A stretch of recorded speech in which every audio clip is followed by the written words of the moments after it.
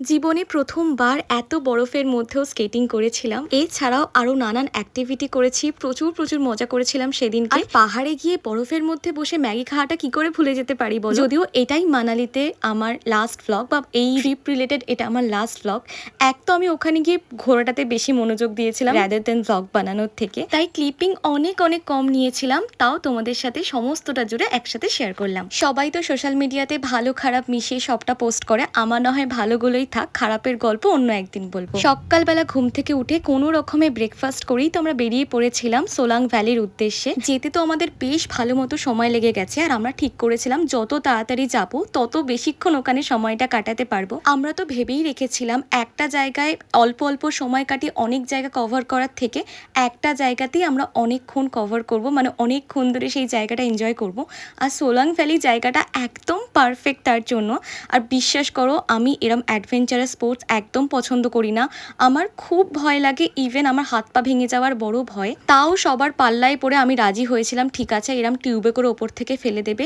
আর এতটা উপরে উঠে আমার অবস্থাটা জাস্ট বুঝতে পারছো, মানে আমি নিঃশ্বাস পর্যন্ত নিতে পারছিলাম না, আমার তো অবস্থাই খারাপ হয়ে গেছিলো। আর এই জায়গাটা যতটাই কম ডিস্টেন্স লাগছে, এটা বেশ উঁচুতে, ওপর থেকে রীতিমতো ভয় পাচ্ছিল, কিরম একটা লাশের মতো ওপর থেকে ফেলে দিয়েছে। মানে আমার এত ভয় পেয়েছে সেদিনকে, আমার মনে হচ্ছিল আমি মুখ থুবড়ে মুখ ফুক ফাটিয়ে ফেলবো। আর ভয়ের চক্করে আমি অলরেডি আমার আঙুলটাকে লাগিয়ে ফেলেছিলাম। বাট ওনারা এত সাপোর্টিভ ছিলেন, এত ভালো ছিলেন, আমাকে খালি বলছিলেন যে তোমার যত ছবি ইচ্ছা হয় তোলো। এই টিউবগুলো না নর্মালি হয়ে যাবার পর সবাই নিয়ে চলে যাচ্ছে, কারণ আরও লোকে অ্যাক্টিভিটিসটা করবে, কিন্তু ওনারা হোল্ড করে রেখেছিলেন শুধু আমার ছবি তোলার জন্য।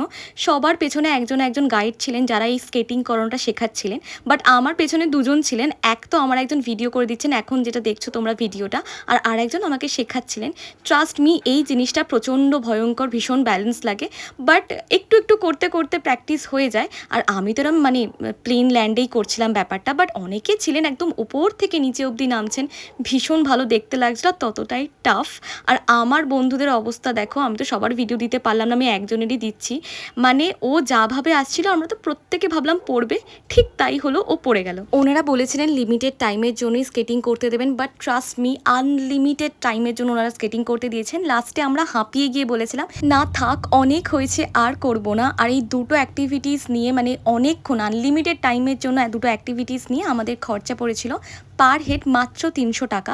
মানালিতে গিয়ে আমাদের টোটাল কত খরচা হয়েছে দিল্লি থেকে মানালি যেতে, খেতে, ইভেন থাকতে, সব নিয়ে আমি এটা ডিটেলস ভিডিও বানিয়ে দেবো A to Z, যাতে করে তোমরা আমার মতো আছো যারা বেশি টাকা পয়সা নেই আর কি, খরচা করতেও পারছো না এখন ঘোরার জন্য, বাট ঘোরার অনেক ইচ্ছা আছে, তাদের আশা করি অনেকটা সাহায্য হয়ে যাবে। আর যা যা ডিটেলস লাগবে সেগুলো তো আমি দিয়েই দেবো। আর এই যে ম্যাগি খাওয়া আমার যে কী কালের কাল হয়েছে, এইটা খাওয়ার পর আমি রিয়েলাইজ করেছিলাম। বাই দ্য ওয়ে, যখন একটু বিকাল দিক হয়ে এসেছিলো, জাস্ট নাজারিয়াটা দেখো, এটা পুরোপুরি বিকাল না, তখন ওই 3টে মতো বাজে। আর এখান থেকে না আমি 4টে ফ্রুটি কিনেছিলাম, আর কেনার পর এটা বরফে আটকে রেখেছিলাম যাতে করে ফ্রিজের মতো এফেক্ট দেয়। আর এই ছিল আমার সেদিনকের আউটফিট। দেখো আউটফিটটা কেমন লাগছে, আমার এই জামাটাই কোট সেটটা ভীষণ ফেভারিট। আর এটা আমি সিরা মার্কেট থেকে কিনেছিলাম পুজোর সময়, যদিও ভেতরে একটা আমি লাইনারের সাথে অ্যাডাপ্ট করেছিলাম, কারণ এখানে ছিল প্রচণ্ড ঠান্ডা।